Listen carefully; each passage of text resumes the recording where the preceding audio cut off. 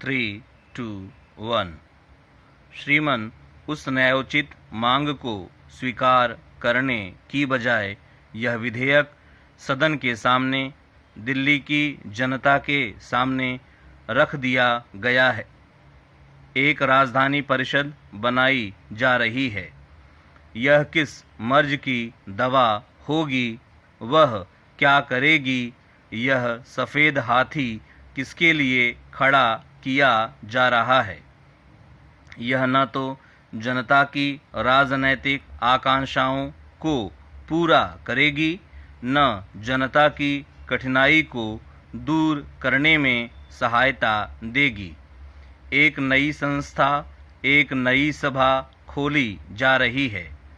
Corporation मौजूद रहेगा, अब राजधानी परिषद बनेगी।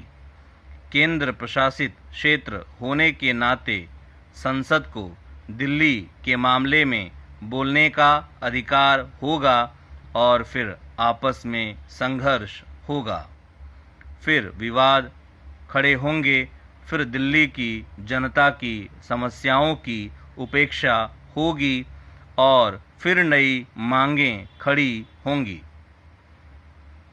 मुझे ऐसा लगता है कि सत्तारूढ़ दल के एक विशेष गुट को संतुष्ट करने के लिए यह मेट्रोपॉलिटन काउंसिल बनाई जा रही है। जो गुट विधानसभा मांगता है, शायद उसके संतुष्टिकरण के लिए यह राजधानी परिषद बनाई जा रही है।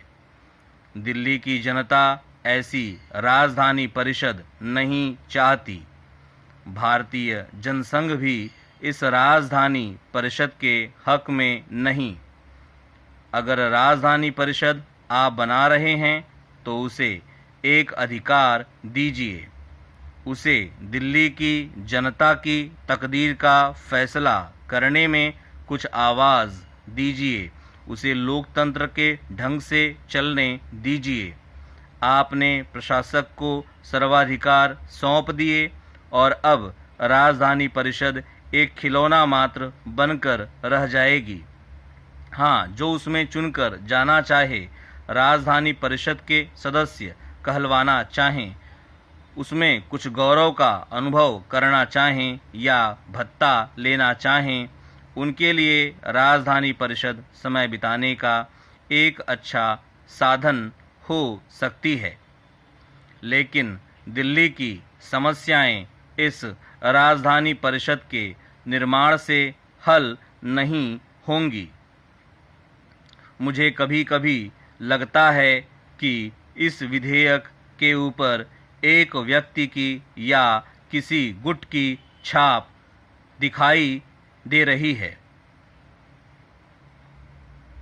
अगर सत्तारूढ़ दल में ऐसे व्यक्ति हों जो स्वार्थी हैं, जो भ्रष्ट हैं, जो सत्ता लोलुप हैं, जो एक बार सत्ता का दुरुपयोग कर चुके हैं, भविष्य में भी जिनके हाथ में अगर सत्ता रख दी गई तो उसका दुरुपयोग करेंगे, जिन्होंने दिल्ली में आर्थिक साम्राज्य खड़े किए हैं, जो गुड़ से लेकर सीमेंट तक के मामले में घोटाले के दोषी हैं।